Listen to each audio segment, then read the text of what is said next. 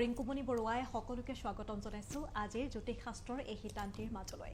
আজি আমাৰ সৈতে উপস্থিত আছে জ্যোতিষশাস্ত্ৰবিদ কিৰয়ং। আপোনালোকৰ যিসমূহ সমস্যা, আৰ্থিক সমস্যা বা ব্যৱসায়িক দিশত সমস্যা, ঘৰুৱা সমস্যা বা বিদ্যাৰ্থীসকলৰ সমস্যা, এই সকলোবোৰ কথা আমি থুলমূলীয়াকৈ পাতিবলৈ চেষ্টা কৰিম। আনহাতে চিঠি আছে, আমি চিঠি ল'ম আৰু তেওঁ জনাই যাব আজিৰ দিনটোৰ ৰাশিফল। দাদা, আপোনাক স্বাগতম জনাইছো। ধন্যবাদ, নমস্কাৰ। যেহেতু প্ৰতিদিনে আপুনি প্ৰথমতে গ্ৰহগতি যাত্ৰা এই সন্দৰ্ভত জনায়, আজি প্ৰথমতে আমি গ্ৰহগতি যাত্ৰা জানি লওঁ। হয়, আজিৰ গ্ৰহবিলাক এনেধৰণৰ। ৰবি আৰু বৃহস্পতি মেঘ ৰাশিত, আজি লগ্ন হ'ল বৃষ আৰু চন্দ্ৰ কেতু কন্যা ৰাশিত বহি আছে। আজিৰ দিনটোত বুধ শুক্ৰ ৰাহু মীন ৰাশিত, শনি আৰু মংগল কুম্ভ ৰাশিত বহি আছে। আজি তিথি শুক্লা ত্ৰয়োদশী, ব্যাঘাত যোগ, কন্যা ৰাশি, শূদ্ৰ বৰ্ণ। আজি উত্তৰ ফাল্গুনী নক্ষত্ৰ নৰগণ। আজিৰ দিনটো যাত্ৰা শুভ, নক্ষত্ৰামিত যোগ আছে। আজি পশ্চিম দিশত অৱশ্যে যাত্ৰা নাই। শুভ কৰ্মৰ বাবে দিনটো অত্যন্ত শুভ ফলদায়ক হ'ব। আজিৰ দিনটোত বেঙেনা খোৱা নিষেধ। এতিয়া আহিছোঁ ৰাশিফললৈ। প্ৰথমতে মেঘ ৰাশিৰ ফলাফল। এৰিছ, শ্বৰ্টছ এণ্ড ওৱান্স, এই দুখন কাৰ্ড মতে আজি উপাৰ্জনৰ ক্ষেত্ৰত শুভ ফল লাভ কৰিব। যান বাহন, ভূমি ক্ৰয় আদিৰ যুগ দেখুৱাই আছে। ব্যৱসায় বাণিজ্যত উন্নতি বৃদ্ধিৰ যুগ। আজি আৰ্থিক দিশত খৰচাৰ মাত্ৰা বাঢ়িব। আঘাতপ্ৰাপ্তিৰ সম্ভাৱনা। চলা ফুৰাত সাৱধানতা অৱলম্বন কৰক। বিদ্যাৰ্থীসকলৰ বাবে শুভ ফল। প্ৰেমত বাধা থাকিব। আজি ক্ৰীম বৰণটো শুভ। আনলাকি কালাৰ হ'ব অৰেঞ্জ। এতিয়া বৃষ ৰাশি, টৰাছ, শ্বৰ্টছ এণ্ড পেণ্টাকলছ, এই দুখন কাৰ্ড মতে আজি দুৰ্ঘটনা হোৱাৰ সম্ভাৱনা, গতিকে সাৱধান হওক। আজিৰ দিনটোত ভৰিত আঘাত পাব পাৰে। চাকৰিয়ালৰ দিনটো শুভ। ব্যৱসায় বাণিজ্যত লাভৱান হ'ব। আৰ্থিক দিশত বাধা থাকিব। বিদ্যাৰ্থীসকলৰ বিদ্যাত বাধা। প্ৰেম আৰু দাম্পত্য জীৱনত শুভ ফল। আজি যিমান পাৰে ভিকাৰীজনক দান ধ্যান কৰক, দক্ষিণাদি দিয়ক, ভাল হ'ব। মেৰুণ কালাৰটো লাকি কালাৰ হ'ব। আনলাকি কালাৰ হ'ব হোৱাইট কালাৰ। এতিয়া আহিছোঁ মিথুন ৰাশিলৈ। জেমিনি, ওৱান্স এণ্ড শ্বৰ্টছ, এই দুখন কাৰ্ড মতে আজি শৰীৰ স্বাস্থ্য বৰ এটা ভালে দেখা নাযায়। ভ্ৰমণত সাৱধানতা অৱলম্বন কৰক। আজিৰ দিনটো আশাভংগৰ যুগ। আজি বিভিন্ন চেষ্টাত ভুল বুজাবুজি দূৰ হ'ব পাৰে। প্ৰেমৰ ক্ষেত্ৰত হতাশা। বিদ্যাৰ্থীসকলৰ বাবে শুভ ফল। ব্যৱসায় বাণিজ্যত লাভৱানৰ কাৰকতা। আজি orange colour lucky colour. Unlucky colour হ'ব ৰেড কালাৰ।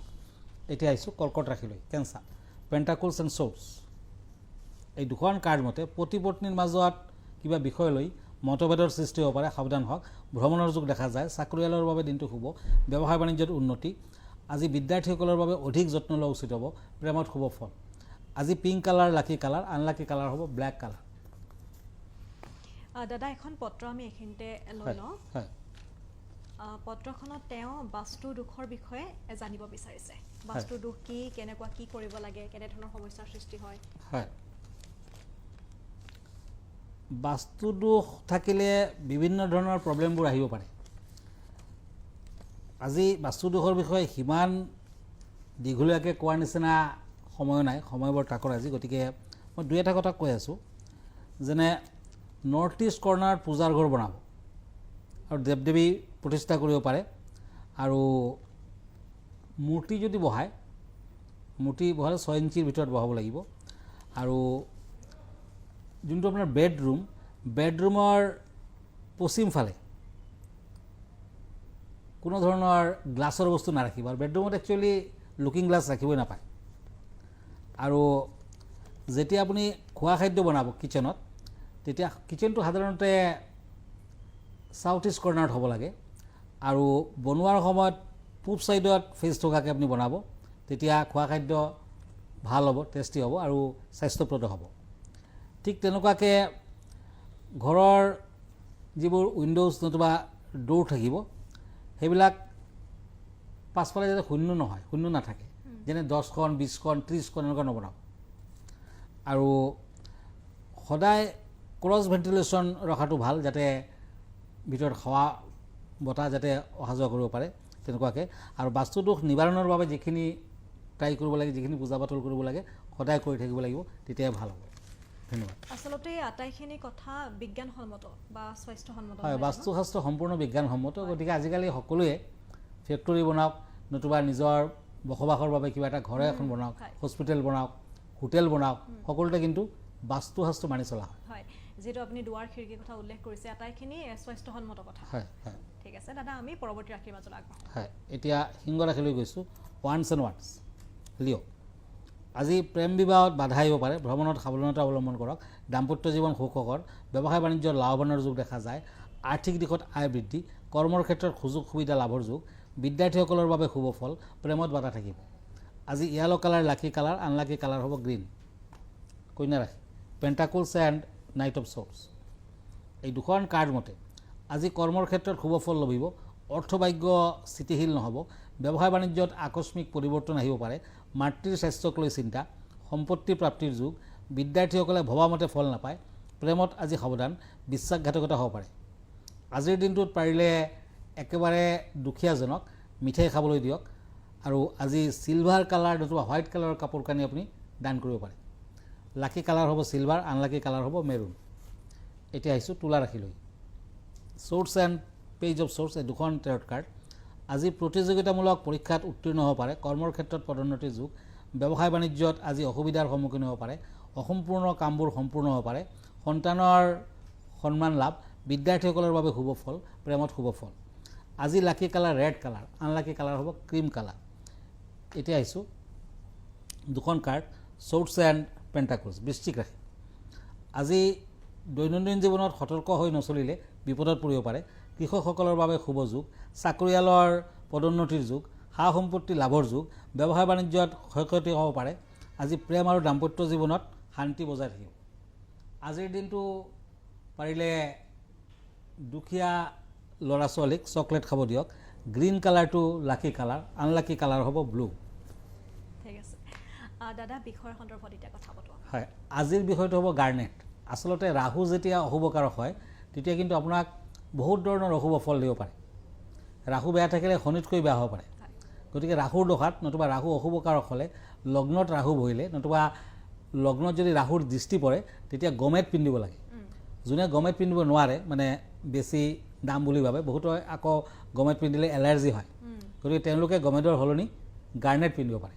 গতিকে আজি গাৰ্নেট ৰত্নটোৰ বিষয়ে দুই এষাৰ ক'ম। গাৰ্নেট গমেট ধাৰণ কৰিবলৈ সমৰ্থ নহ'লে ৰাহুৰ উপৰত্ন হিচাপে গাৰ্নেট ধাৰণ কৰিব পাৰে। গাৰ্নেটৰ ৰং ৰঙা, মুগা, হালধীয়া, সেউজীয়া বা ক'লা ৰঙৰো পোৱা যায়। গাৰ্নেট ৰত্ন ধাৰণে সুস্বাস্থ্য, সামাজিক সন্মান আৰু সম্পত্তি প্ৰদান কৰে। বৈদিক বিশ্বাস অনুসৰি এই ৰত্ন ধাৰণ কৰিলে অৰ্শ ৰোগ, ছালৰ ৰোগত ভাল ফল দিয়ে, কুস্বপ্ন দেখাৰ পৰা মুক্তি পায়, বেপাৰ বাণিজ্যত হানি, অপমান, অপবাদ আদি ৰোধ কৰিব পৰা ইয়াৰ শক্তি আছে। গাৰ্নেট ধাৰণে বিজুলী বা পথ দুৰ্ঘটনাৰ পৰা ৰক্ষা কৰে। মোহিনীকৰণ বা আকৰ্ষণ গুণ গাৰ্নেটৰ ঐশ্বৰিক গুণ। আগৰ দিনত ৰাণীসকলে ৰজাক আকৰ্ষণ কৰাৰ বাবে গাৰ্নেট ধাৰণ কৰিছিল। ঠিক আছে, আমি যিহেতু গাৰ্নেটৰ বিষয়ে গম পালোৱেই, কেনেদৰে পৰিধান কৰিব লাগে, বাকী আটাইখিনি কথা আপুনি ভিডিঅ'টোত জনাই দিছে। তেনেহ'লে আমি ৰাশিফলৰ মাজলৈ আগবঢ়ো এতিয়া। হয়, এতিয়া ধনু ৰাশি চেৰিটিৰিয়াছ, পেণ্টাকুলছ এণ্ড ওৱান্স। এই দুখন কাৰ্ড মতে সন্তানৰ ক্ষেত্ৰত শুভ নহয়, উপাৰ্জন বৃদ্ধিৰ যুগ। আজি ভ্ৰমণ নকৰাই ভাল হ'ব, কৰ্মৰ ক্ষেত্ৰত স্থান পৰিৱৰ্তনৰ যুগ দেখা যায়, ব্যৱসায় বাণিজ্যত লাভৱান হ'ব পাৰে, সামাজিক কাম কাজৰ ব্যস্ততা, প্ৰেমত বাধা থাকিব। White colour lucky colour, unlucky colour হ'ব য়েলো। ধনু ৰাশিৰ জাতক জাতিকাসকলে আজি য়েলো বৰ্ণৰ কাপোৰ একেবাৰে দুখীয়া মহিলাক নতুবা আজি দুখীয়া শিশুক দান কৰক। এতিয়া আহিছোঁ মকৰ ৰাশিলৈ, কেপ্ৰিকৰ্ণ, কাপছ এণ্ড পেণ্টাকুলছ। আজি ব্যৱসায় বাণিজ্যত শুভ, অৰ্থপ্ৰাপ্তিৰ সম্ভাৱনা, ভ্ৰমণত সাৱধানতা অৱলম্বন কৰক, কৰ্মক্ষেত্ৰত কিছু বাধা থাকিব, বিদ্যাৰ্থীসকলৰ বাবে বাধা আহিব পাৰে, প্ৰেম আৰু দাম্পত্য জীৱনত অশান্তি থাকিব। আজিৰ দিনটোত golden colour lucky colour, unlucky colour হ'ব পিংক কালাৰ। এতিয়া আহক কুম্ভ ৰাশিলৈ, cups and king of swords. এই দুখন কাৰ্ড মতে আজি মামলা মকদ্দমাৰ পৰা দূৰত থকা ভাল, পিতৃ মাতৃৰ স্বাস্থ্যৰ বাবে চিন্তা কৰক, সামাজিক সুনাম হানি হোৱাৰ সম্ভাৱনা, ব্যৱসায় বাণিজ্যত উন্নতি বৃদ্ধিৰ যুগ। আজি বিদ্যাৰ্থীসকলৰ বাবে শুভ ফল, প্ৰেমত ভাল। আজিৰ দিনটো ব্লেক কালাৰ লাকি কালাৰ হ'ব, আনলাকি কালাৰ হ'ব য়েলো। পাৰিলে ক'লা বৰ্ণৰ তিল আজি শনি মন্দিৰত আগবঢ়াওক, ভাল হ'ব। এতিয়া মীন ৰাশি, পেণ্টাকুলছ এণ্ড ওৱান্স। এই দুখন কাৰ্ড মতে আজি ভাতৃৰ কৰ্মপ্ৰাপ্তিৰ যুগ, শৰীৰৰ প্ৰতি যত্ন লওক, পাৰিবাৰিক শান্তি বজাই থাকিব, দাম্পত্য জীৱনত শুভ, ছুটি ভ্ৰমণ হ'ব পাৰে, ব্যৱসায় বাণিজ্যত ক্ষয় ক্ষতি হোৱাৰ সম্ভাৱনা, বিদ্যাৰ্থীসকলৰ বাবে শুভ, প্ৰেমত শুভ ফল। লাকি কালাৰ হ'ব আজি ব্লু, আনলাকি কালাৰ হ'ব গ্ৰে। ধন্যবাদ জনাইছোঁ দাদা। এবাৰ ঠিকনাটো ক'ব আপোনাৰ। আমাৰ ঠিকনা এষ্ট্ৰলজাৰ কিৰো য়াং, Ratnakuber gems and jewellery, Manipuri Basti, Guwahati 7। Phone নম্বৰটো হ'ল 9957111171 আৰু আমাৰ ইমেইল এড্ৰেছটো হ'ল kiroyangastrologer@kiroyang.com। ধন্যবাদ, নমস্কাৰ। আপোনালোকৰ যিকোনো সমস্যা সন্দৰ্ভত যিটো ঠিকনা তেওঁ দিছে সেই ঠিকনাটোত আপোনালোকে যোগাযোগ কৰক। আপোনালোকে আহিও কথা পাতিব পাৰে, যিহেতু তেওঁৰ চেম্বাৰ আছে গুৱাহাটী মহানগৰীৰ পল্টন বজাৰত, আৰু আপোনালোকে ফোনযোগে কথা পাতিব পাৰে। আৰু ইয়াৰ লগে লগে অনুষ্ঠানটিৰ পৰা মই ৰিংকুমণি বৰাই বিদায় লৈছোঁ। চাই থাকিব